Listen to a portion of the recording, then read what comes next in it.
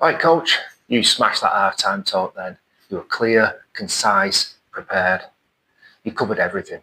You talked about commitment and effort. You talked about communication and the importance of maintaining your shape and follow the instructions that you're giving.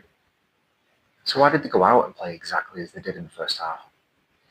I'm Stu Yates from mysportdiary.com, and today I'm going to give you one strategy that you can put in place today that's going to change all that and make your life a lot easier. So we've all been there. It doesn't matter how well you've played. You've always got some areas that you want to improve on for the second half. You're making mental notes as you go through the game, and some of you, I see you, writing down in your little books. The players see you too, and the parents, all wondering what you're writing down about them. But you can't help it.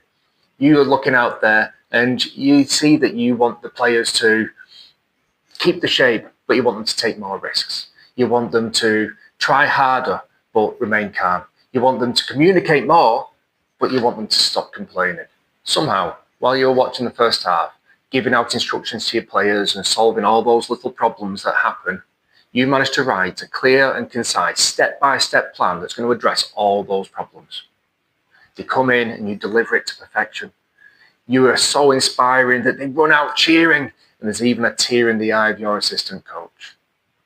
So why is it they just play exactly as they did in the first half? Before you go away and start looking for more motivational speeches, that's not the issue. This is. People only have a certain amount of working memory. Doesn't matter if you're a kid or an adult. Don't just take my word for it though. Pep says he only gives 2 to 3 things maximum to his players at halftime. Jurgen Klopp limits it to one thing. Alex Ferguson goes a step further and limits it to 30 seconds before it just turns to noise. These are the best managers with the best players. So if they can only take in this small amount of information, why do we think we're able to deliver a full TED talk to these young children in front of us? So what we're going to do about it then? I promised you a one-step solution to sort all this out. Here it is. Stop treating your halftime talk like it's a reaction to the first half. Use your halftime talk as part of the plan for the whole week. If you saw the earlier video about values, you'd know how important they were to setting up your whole team. If you missed it, I'll leave a link in the video at the end. The values that you and your players chose together at the start of the season aren't just words on a piece of paper. They're a way to develop that player as a person, as part of the team, hopefully for seasons to come. That half that they've just played is just one step in that journey. So the focus for halftime talk comes from last week's game. After you've played it and you've had a chance to reflect on it, you're going to pick one value that the team needs to focus on and one technical aspect that you're going to focus on for the whole week. This is going to inform how you plan training. It's going to inform the team talk before the game and what you refer back to at halftime and after the game. This is how you're going to measure success for the week. So for example, if you're a football coach and you've got players and their value that for this week is communication, you might say something like, this week we were focusing on communication, and when you talk to each other about pressing, you told somebody to go, you encouraged them to do it, and you praised them afterwards. That was fantastic. It worked really well. What I want you to do now is have a think about other areas where it wasn't as good and how you can improve it. Take 10 seconds to think about that on your own now. And then you wait. And it gets a little bit awkward. And that's okay. This might be the only 10 seconds of quiet they have in the whole day to think about what's going on. And if they can't do that, it's okay. They get 10 seconds of quiet to relax in. After that 10 seconds is up, say, right, let's talk about our technical aspect. This week, we're concentrating on playing the way we're facing.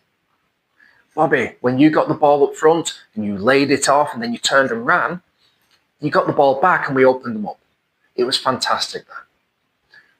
Everybody take 10 seconds again to think about where you could use that advice to play the way you're facing in the second half. And you wait again. It'll get less awkward the more you do it, and the players will get involved on it. Now comes the really hard part. You turn to the players and say, now you've had a think about it, I want you to talk between each other and sort this out for the second half. and you stop talking. Let them solve these problems. You might go around and be part of the conversations and guide them into how they're going to talk about it, but you let them deal with the problems. They're the ones that have got to do this. This is why it works so well, though. As they talk about it, they've got to imagine going through those processes in their head. Once they've done that, they've got to communicate that to the other person, and they're going through it again in their head. Now, when they go out onto the pitch, they're not using imagination to decide what to do in a pressure situation.